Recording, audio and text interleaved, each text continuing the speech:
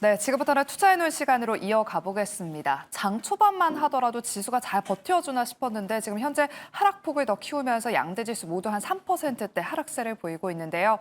오늘 장에 나온 핫한 이슈들과 종목들, 남은 오후장 어떤 투자 전략이 필요한지 두 분 통해서 인사이트 얻어보겠습니다. 오늘은 올리온 컨설팅의 윤혜림 대표, AJ 인베스트먼트 이재규 본부장과 함께하겠습니다. 어서 오세요. 안녕하세요. 네, 또 저희가 마지막 순서로는 탑픽주를 공개해드리고 있는데요. 지난주에 우리 윤혜림 대표님의 탑픽주가 피롭틱스였습니다. 유리기판주 주목해보자라고 금요일 날 말씀해 주시고 나서 월요일 날 상한가 부근까지 치솟으면서 거의 5만 원대까지 올라왔었습니다. 지금도 매수가 대비했을 때는 수익권에 있는데 오늘도 시장 분위기 탓에 조금 밀리고 있어요. 지금 수익이 나고 있으니까 좀 챙길까요? 아니면 오늘은 지수가 급락하고 있기 때문에 일단은 조금 더 가져가 볼까요? 사실 챙겼으면은 이제 초반에 슈팅이 나왔을 때 챙겼어야 됐고 지금 네. 챙기기엔 조금 억울하실 것 같아서 저는 사실 시장이 이렇게 크게 조정이 안 오면 유리기판이 이제 지금부터 이제 좀 가겠구나라고 생각을 했었던 관점이기 때문에 이 정도의 이제 11월, 12월까지 조정 변동성 계속해서 있겠지만 반도체가 다시 한번 이제 이런 훈풍이 불었을 때 유리기판은 충분히 슈팅 가능한 위치다라고 생각을 해서 굳이 지금 매도를 하시지 마시고 저는 이렇게 조정일 때 수량을 늘려가는 좋은 기회다라고 생각을 하시면 될 것 같습니다. 그래서 피롭틱스 추천을 드렸었는데 사실 지금 대장인 SKC를 지금부터 분할 매수를 해도 된다는 관점이기 때문에 유리기판 관련주들은 조정에 눈여겨보시면 도움이 되겠습니다. 네, 피롭틱스 말씀해 주시고 나서 5만 9천 원대까지 슈팅이 한번 나왔는데 일단 지금 조정은 오히려 또 매수 기회다. 비중을 조금 더 유리기판에 늘려보자라고 리뷰 도와주셨습니다. 오늘도 두 분의 탑픽주 한번 기대해 보도록 하겠고요. 그럼 먼저 저희가 섹터별로 전략을 세워보기에 앞서서 지수 방향성에 대해서 먼저 좀 짚고 넘어가 보겠습니다. 오전만 하더라도 상승 전환까지 시도했던 코스피 지수가 지금은 흘러내리고 있습니다. 지금은 거의 3,900선까지 밀리면서 3% 가깝게 지금 하락세를 보이고 있는데요. 코스닥은 3% 넘게 지금 868선까지 내려왔습니다.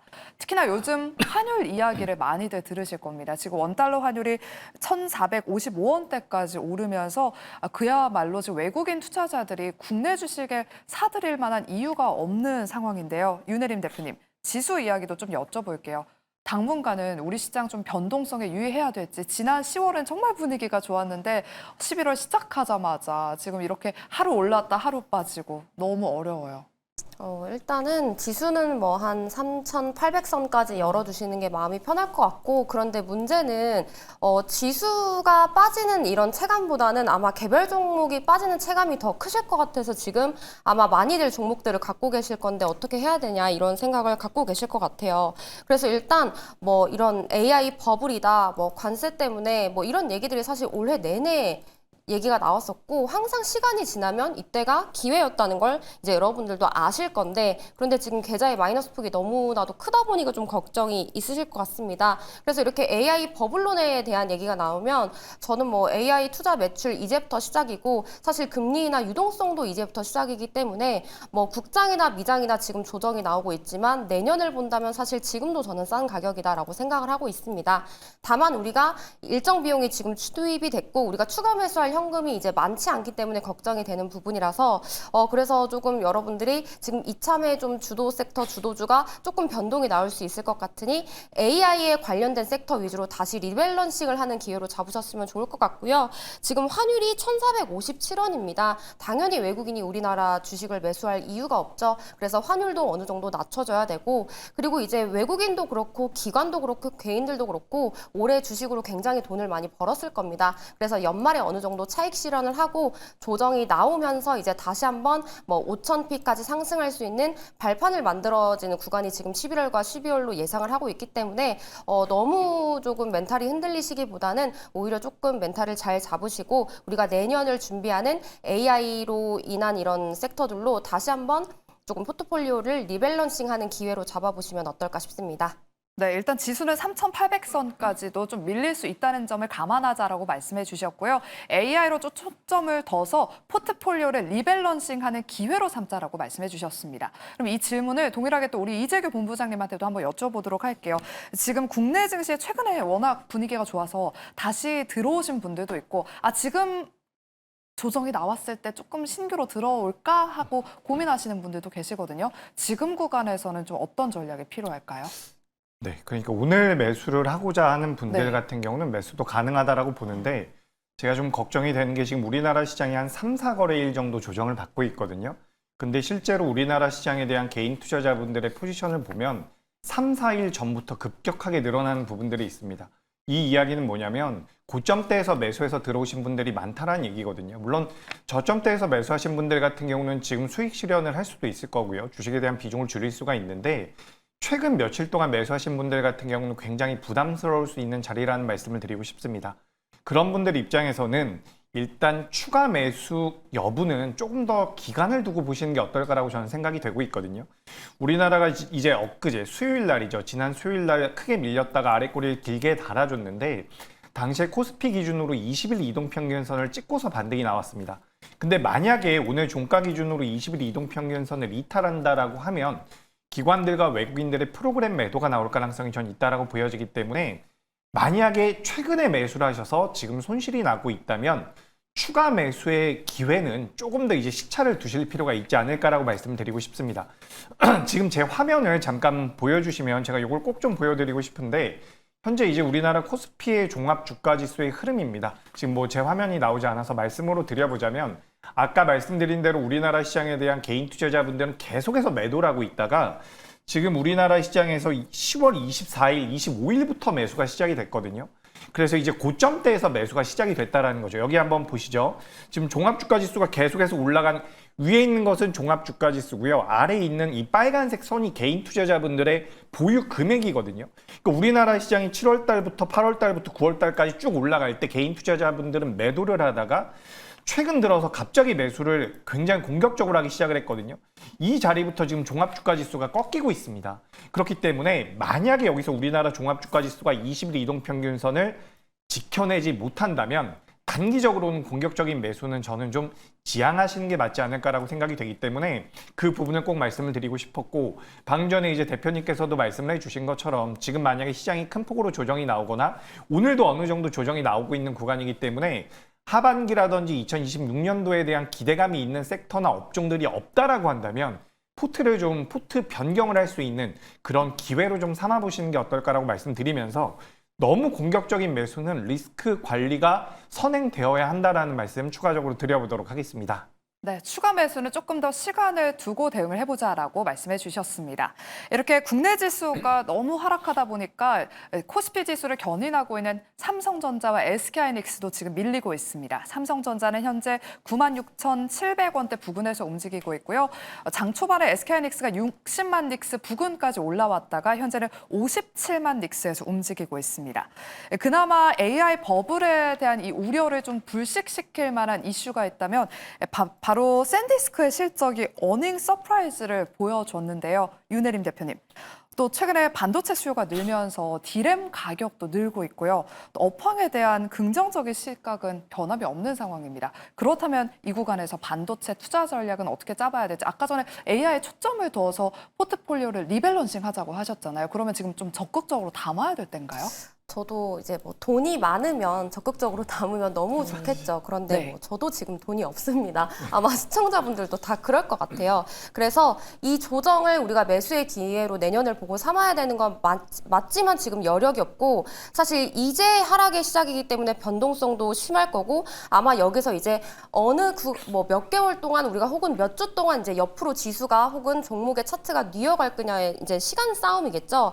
그래서 뭐 SK 하이닉스, 삼성전자 당연히 이제 내년까지도 뭐 반도체 턴어라운드 시작이기 때문에 있어야 하는 종목이고 뭐 소부장들도 당연히 하이닉스와 삼성전자가 잘 나가면 이쪽까지 훈풍이 이어지겠습니다. 그래서 뭐 내년까지 보면 여전히 기회가 맞지만 지금 이제 고점에서 이제 막 조정이 시작을 하는 거고 어디까지 조정이 나올기 때문에 우리가 지금 접근하기가 애매한 부분이죠. 그래서 저는 내년에도 일단 반도체 그리고 올해도 잘 나갔던 전력기기는 있어야 한다라고 생각을 하는데 뭐 지금 하이닉스, 삼성전자 어디가 저점인지 우리가 잡을 수가 없습니다. 그리고 뭐 전력기기 단에서 봤을 때 효성중공업, HD 현대일렉트릭이도 우리가 어디서 저점인지 잡을 수 없는 구간이라서 저는 이 기나긴 조정의 시작에 ETF로 잡았으면 좋겠다라고 생각을 하면 되는 부분이기 때문에 화면을 보시면 제가 코덱스 반도체의 비중을 띄워놨어요. 그래서 우리나라 반도체 ETF 중에서 이제 삼성전자와 SK하이닉스 대형주의 비중이 높고 그다음에 거래 대금이 가장 많은 ETF 단으로 봤을 때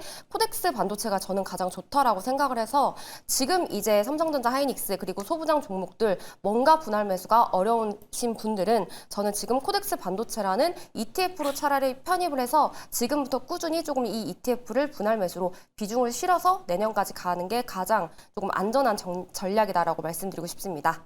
네, 뭔가 나는 한 가지 반도체 종목의 비중을 다 싣기가 좀 그렇다 하시는 분들을 위해서 우리 윤혜림 대표님이 반도체 ETF를 말씀해 주셨습니다. 잘 참고하셔서 대응하시길 바라겠고요. 그리고 어제 저희가 이 시간에 테슬라 주주총회에서 앨런 머스크 CEO에 대한 1조 달러 보상안 이슈가 있다. 이와 관련해서 뭐 로봇이나 자율주행 쪽 눈여겨보시면 좋을 것 같다라는 의견을 들어봤었는데요. 간밤 보상안이 통과가 됐고요. 그래서 그런지 지금 앨런 머스크가 열의를 하고 있습니다. 한 30분 전쯤에는 속보로 머스크가 인텔과 협력하겠다, 테슬라의 AI 칩 공장을 건설하겠다라는 소식이 들려오면서 테슬라의 데이마켓 주가가 지금 한 강보합권에서 움직이고 있습니다. 또 보상안 통과 이후에는 주주총회 무대에 올라서서 옵티머스 로봇과 함께 춤을 추는 영상이 또 화제가 됐는데요. 이재규 본부장님, 네. 관절이 진짜 부드럽게 막 움직이더라고요. 춤추는 네. 영상 보셨어요? 막 이렇게 다리도 움직이고 손도 같이 막 움직이던데. 저는 못 봤습니다. 아, 그래요? 저희가 좀 이따가 예. 그러면 영상을 좀 띄워드릴게요. 예. 같이 함께 보면서 그렇다면 로봇과 자율주행 좀 최대 수혜 섹터로 떠오를 수 있을지 어떻게 보실까요? 네, 일단 뭐 테슬라 같은 경우는 머스크의 1인 기업이 아닐까라고 생각이 들 정도로 보상안이 통과가 되면서 시장에서는 그래도 긍정적인 내용들이 계속해서 좀 부각이 되고 있는 것 같습니다. 그래서 지금 이제 뭐 AI 쪽이라든지 로봇 쪽에 대한 이야기들, 모멘텀들이 계속해서 만들어지고 있는데 뭐 예전부터 머스크가 많이 이야기했었던 부분들이죠. 우리는 자동차 쪽이 아니라 추후에 시간이 좀 지났을 때는 로보틱스 쪽에서 매출의 50% 이상이 나올 것이다라는 이야기들이 나왔습니다. 그런 부분들이 오늘 장 초반에 우리나라 시장에 반영이 되면서 로봇 관련주들의 변동성이 좀 나왔다라고는 생각이 되거든요. 근데 오늘 전반적으로 시장을 보시면 아시겠지만 그동안 우리나라 시장을 이끌어왔었던 종목군들이 굉장히 큰 낙폭을 좀 보이고 있습니다. 그런 관점으로 좀 보신다라고 한다면 로봇주들 같은 경우도 어쨌든 최근에는 조정이 어느 정도 나왔다라고는 하지만 하반기에도 굉장히 탄력적인 모습이 단기적으로 강하게 나왔기 때문에 조정은 어느 정도 우리가 조정을 피하기는 좀 어렵지 않을까라는 말씀 드리고 싶고요. 3분기 실적이 좋은 기업들이 많지가 않기 때문에 로봇 기업들 같은 경우는 3분기 실적이 나온 이후에 보시는 게 어떻겠습니까? 라는 말씀을 좀 드렸었거든요. 전 지금도 그 관점은 좀 유효하다라는 말씀 드리고 방금 전에 좀 화면에 나왔는데 옵티머스가 정말 유연하게 잘 움직이네요. 그래서 우리가 과거에는 로봇주들이 굉장히 먼 미래라고 생각을 했는데 생각보다 많이 우리 일상생활과 가까워지고 있는 것 같습니다. 다만 저는 이런 말씀은 꼭 드리고 싶어요. 제가 예전에는 반도체 주들보다는 그동안 많이 못 올라갔던 종목군들이 좀 더 낫지 않겠습니까? 라는 말씀 드렸거든요. 근데 만약에 SK하이닉스나 삼성전자를 필두로 한 반도체 쪽이 다른 업종들과 비슷하게 많이 하락을 한다라고 하면 저는 그때는 반도체가 탑픽이 될 가능성이 높다라는 말씀을 드리고 싶습니다. 그래서 반도체와 로봇이 같이 올라왔다가 같은 폭으로 조정이 나온다면 저는 그때는 로봇보다는 반도체가 좀 더 매력적일 수 있다라는 말씀 드려보도록 하겠습니다. 네, 그럼 다음은 오늘 크게 빠지고 있는 방산주 이야기로 넘어가 보도록 할게요. 오늘 코스피 하락 종목 1위에 LIG 넥스원이 자리하고 있습니다. 현재도 16% 넘게 빠지면서 40만 원 선이 무너졌는데요. 이재규 본부장님, 네. 3분기 시장 예상치를 웃도는 실적을 기록했음에도 불구하고 이 4분기 실적이 부진할 것이다라는 증권가의 전망에 오늘 그야말로 급락하고 있습니다. 그동안 국내 증시를 주도했던 게 조방원이잖아요. 이 중에서 방산은 좀처럼 힘을 내지 못하고 있는데 이제는 주도주에서 좀 이탈했다고 봐야 될까요? 네, 이게 어떻게 보면 굉장히 그런 기싸움이 되지 않을까, 인기 투표가 되지 않을까라는 생각이 들거든요. 그러니까 제가 앞서서도 비슷한 말씀 드렸습니다. 제가 일단은 반도체보다는 못 올라왔던 종목들이나 혹은 조정을 받았던 종목들이 낫지 않겠습니까? 라고 말씀드렸는데 지금 어떻게 보면 방산과 반도체가 같이 조정을 받는다면 저는 방산 쪽보다는 반도체가 더 매력적일 가능성이 높다라는 말씀을 드리고 싶습니다. 그러니까 반도체가 많이 밀리지 않았다라고 한다면 방산주들도 굉장히 매력적이지만 가격적인 측면에서 반도체도 같이 밀릴 경우에는 방산은 후순위로 밀릴 가능성이 전 높다라고 생각이 돼요. 그렇기 때문에 지금 우리가 LIG 넥슨에 대한 실적과 향후 가이던스에 대해서 집중을 하는 부분도 필요하겠지만 지금 전반적으로 우리나라 시장을 보신다면 메이저 수급이라고 불리우고 있는 외국인들이 매도를 하고 있거든요. 근데 이 외국인들이 매도를 하면서 우리나라 전체 업종이 밀린다면 그 다음에는 가장 매력적인 섹터로 자금이 먼저 들어갈 가능성이 높다라는 거죠. 그런 관점에서 본다면 방산보다는 반도체가 여전히 좀 매력적일 수가 있다라고 저는 생각을 하고 있기 때문에 올해 상반기 때 우리나라를 많이 이끌어왔었던 조선, 원전, 방산, 전력기기, 로봇까지 전부 다 포함을 해서 같은 폭의 낙폭이 나왔을 때는 저는 반도체가 매력적이라고 보여지기 때문에 방산주는 후순위로 밀릴 가능성이 높다라는 의견 드리도록 하겠습니다. 네, 방산주에 대해서는 다소 보수적인 의견을 주셨습니다. 지금 증권가에서는 여러 업종들이 다 밀리고 있다 보니까 강세장에서는 조정 늘 있었다. 지금부터 주도주를 분할로 들어가야 된다라는 의견을 내놓고 있습니다. 항상 방산과 함께 좀 거론이 됐던 주도 섹터를 꼽는다면 반도체 두 분 다 의견이 지금은 반도체로 좀 꼽히는 것 같아서 반도체를 좀 제외하고 본다면 조선이나 원전, 전력 정도가 있을 것 같은데요. 윤혜림 대표님. 그럼 어떻게 좀 우선순위를 가져가 볼까, 이 중에서는? 저는 우선 전력과 원전을 좀 중심적으로 보고 싶고요.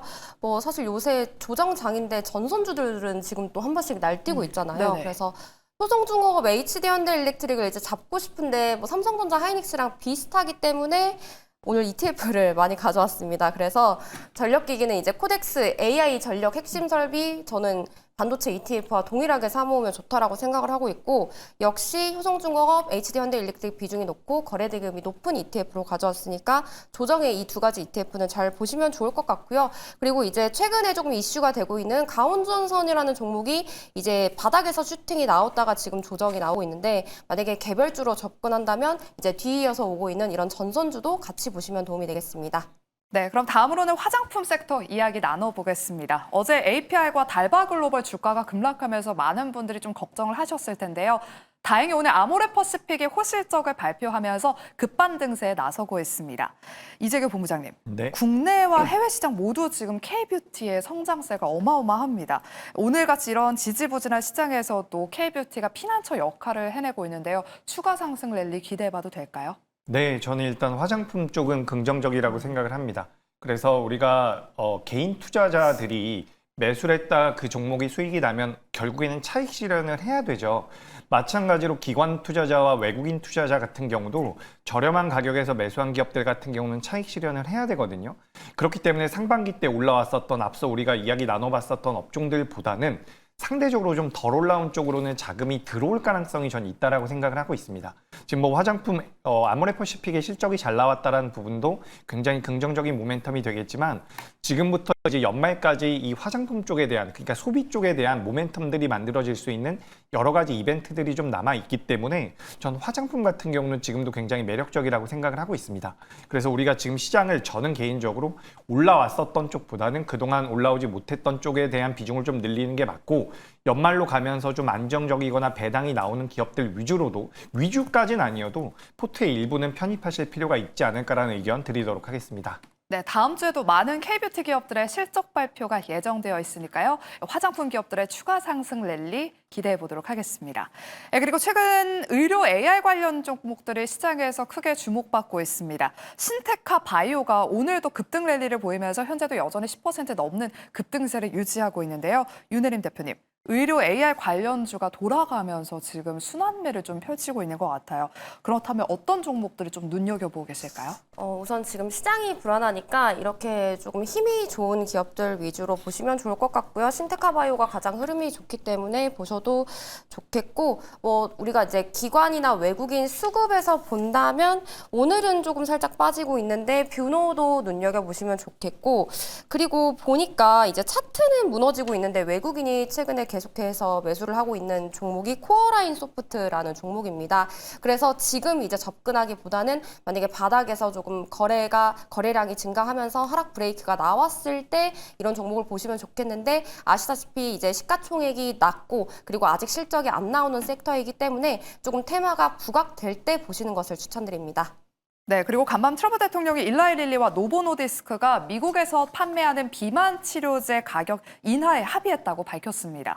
이 소식이 우리 국내 비만 치료제 관련 기업에는 어떤 영향을 미칠지 궁금한데 이재규 본부장님, 또 요즘에 일본 여행 가시는 분들이 마운자로 처방을 그렇게 많이 받아온다고 하더라고요. 네. 우리나라보다 훨씬 더 싸대요. 네. 우리나라 유통사들이 좀 많이 떼간다 뭐 이런 이야기도 제가 봤는데 네. 비만 치료제 관련 기업들은 어떤 대응 전략이 필요할까요? 일단 지금 뭐 미국에서 나온 내용들로 인해서 미국 기업들이 우리나라에 저렴하게 판매를 한다면 우리나라 기업들 입장에서는 어떻게 보면 좀 피해를 받을 수도 있겠죠.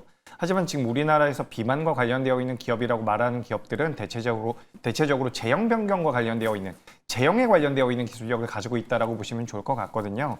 그래서 단기적으로는 너무 걱정은 안 하셔도 될 것 같습니다.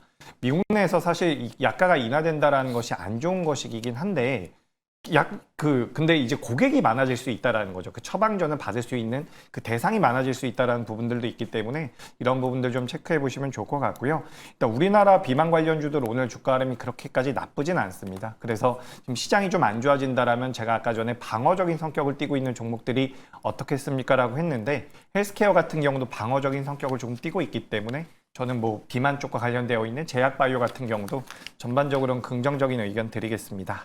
네, 그럼 마지막 순서로 저희가 네카오 짧게 좀 여쭤보겠습니다. 카카오도 오늘 호실적을 발표했고요. 네이버도 최근에 실적이 좋게 나왔습니다. 윤혜림 대표님, 오늘 카카오는 오르고 있고 네이버는 하락하고 있는데 네카오 흐름 좋게 보실까요, 앞으로? 네, 저는 사실 시장이 이렇게 무너지지만 않았다면 카카오, 네이버 둘 다 좀 슈팅이 나왔을 것 같은데 이렇게 된 부분에 있어서 굉장히 아쉽다라고 생각을 하고 있고 제가 오늘 계속해서 내년 포트폴리오를 조정하는데 무조건 AI 중심으로 만들어야 된다라고 했을 때 앞에서 반도체 전력기기 말씀드렸죠. 그래서 AI 이런 소프트웨어, 소버린 AI 쪽도 봐야 된다라고 생각하기 때문에 네, 네카오 모두 긍정적이다라고 말씀드리고 싶습니다. 네, 오늘의 탑픽주가 이 안에 있네요. 네, 그래서 카카오도 좋은데 저는 네이버를 들고 왔고요. 아무래도 시장 변동성이 크다 보니까 그래도 좀 대형주에 물려도 좀 편한 흐름으로 가야 되는 게 좋다라고 생각을 하고 있고 뭐 실적도 굉장히 잘 나왔습니다. 그런데 이제 사실 네이버를 이제 좋게 평가하는 이유는 이 이제 GPU 6만 장 확보하면서 엔비디아의 콜라보가 이어진다면 뭐 올해 사실 슈팅을 바랬는데 이제 내년까지 갔을 때 충분히 30만 원 이상은 나올 거다라고 생각을 하고 있어서 네이버 목표가 30만 원, 손절가 22만 원 제시해드리겠습니다. 네, 이어서 이재규 본부장님의 오늘 탑픽주는요? 네, 저는 화장품 쪽에서 잉그루데랩이라는 기업을 준비를 해봤습니다. 예전에도 한번 말씀드린 것 같은데 미국 내에 공장이 있어요. 근데 그 공장의 가동률이 그렇게 높지가 않거든요. 근데 이번에 실적이 굉장히 잘 나왔고 향후에도 더 좋아질 가능성이 높은 ODM 업체라고 보시면 좋을 것 같습니다. 약간 대안적인 성격을 가지고 있는 종목이다라고 생각을 하시면 좋을 것 같고요. 현재가 이하에서 접근하시고 목표가는 2만 원, 손절가는 14,000원 말씀드리겠습니다. 네, 미국의 공장을 보유하고 있네요. 잉그루드랩까지 이야기 나눠봤습니다. 그럼 저희는 다음 주 월요일 이 시간에 돌아오겠습니다. 끝까지 함께해 주신 여러분 고맙습니다.